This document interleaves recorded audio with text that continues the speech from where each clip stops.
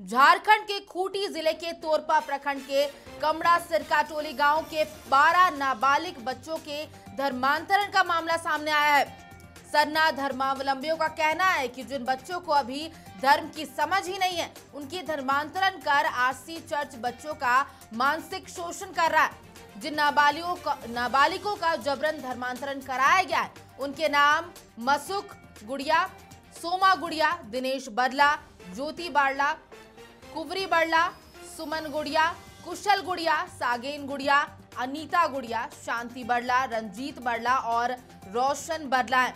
ये सभी गांव कमड़ा, थाना तपकरा, जिला खूंटी के रहने वाले। कन्वर्जन की इस घटना के बाद तपकरा थाने के कई गांव के लोगों में इस वक्त भारी गुस्सा इसे लेकर के। तो ये बड़ी खबर इस वक्त खूंटी जिले से आ रही है, जहां पर रोमन कैथोलिक चर्च पर ये इल्जाम लगा रहे वहां के लोग कि खूंटी के 12 नाबालिगों का धर्मांतरण किया जा रहा है।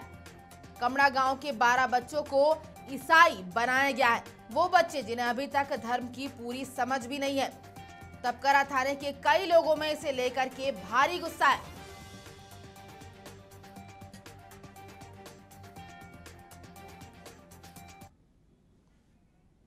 और इस पूरी खबर पर जानकारी देने के लिए जुड़ रहे हैं हमारे साथ सहयोगी पंकज प्रसून। पंकज, ये पूरा मामला क्या है?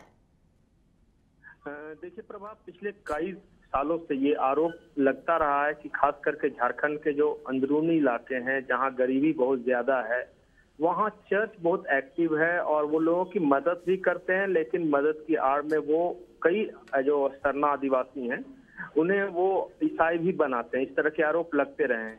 अब ये ताजा मामला खूंटी के तोरपा विधानसभा क्षेत्र का है, जहां एक तपकरा थाना क्षेत्र के अंतर्गत एक गांव है कमड़ा। अब उस गांव में छोटे छोटे बच्चे हैं, 12 कुल बच्चे हैं, जो आरोप गांव वाले लगाते हैं। उसके अनुसार इन 12 बच्चों को बिना उनको पता भी नहीं है कि सरना क्या होता है, ईसाई क्या होता है, हिंदू मुसलमान क्या होता है। लेकिन इन बच्चों के गले में क्रॉस लटका दिया गया। इनको वो जो होली वाटर जो बोलते हैं, उस पर कुल मिला के इन्हें ईसाई बना दिया गया है। तो अब जब लोगों को पता चला, इन बच्चों के गार्जियन को पता चला कि इनके साथ ऐसा किया गया है, तो एक सरना धर्म सोतो समिति है के बैनर तले कई ये गांव के लोग एक जगह जुटे। उन्होंने इस पूरे इंसिडेंट पे अपना गुस्सा जताया और जो अनुमंडल पदाधिकारी है खूंटी के, उन्हें एक आवेदन दिया है। उस आवेदन में सभी बच्चों के नाम हैं और पूरी ये परिस्थितियों की जानकारी दी गई है कि कैसे कैसे बनाया गया है। और आरोप लगाया गया है कि रोमन कैथोलिक चर्च जो तोरपा में है, उनके वो जो फादर हैं, जो वहाँ के स्टाफ हैं, उन लोगों पर ये आरोप लगाया गया है कि इन बच्चों को भरमा कर ईसाई बना दिया गया। जी पंकज, यहाँ पर आपने कहा कि लोगों में गुस्सा है, गांव के लोगों में, लेकिन हमने पहले भी ऐसे मामले जो सामने में देखे हैं जहाँ पर खास करके जो अभिभावक है उनसे बात होती है, उन्हें प्रलोभन दिया जाता है चीजों का। तो ऐसा भी कुछ हुआ है वहाँ पे?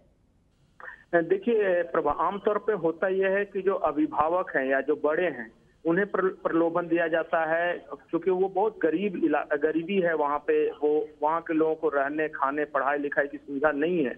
तो इन्हीं सब सुविधाओं का लालच देके अब तक तो आरोप लगते रहते कि बड़े लोगों को कन्वर्ट किया जाता था। लेकिन इस बार छोटे बच्चे जो नाबालिग हैं, जिन्हें समझ नहीं है, उनको टारगेट किया गया है। उसी गांव के एक रेड़ा मुंडा है, उनसे मैं बातचीत कर रहा था, तो उन्होंने कहा कि ये गैरकानूनी कन्वर्जन इसलिए है क्योंकि नाबालिगों का आप कन्वर्जन नहीं करा सकते, और खास करके अगर उनके गार्जियंस को जानकारी नहीं है तो।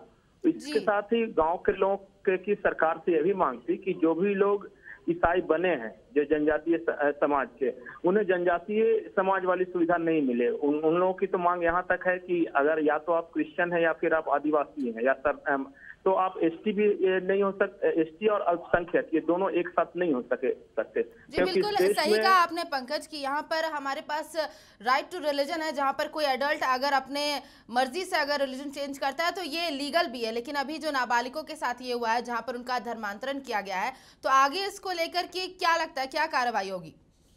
देखिए प्रभा, उस इलाके के सरना धर्मावलंबियों में काफी गुस्सा है इन सब चीजों को लेकर। उनका आरोप है कि हमारी संस्कृति नष्ट की जा रही है। उनका आरोप यह है कि ये लालच देते हैं, लालच देके ये इन्होंने धर्मांतरण कराया है।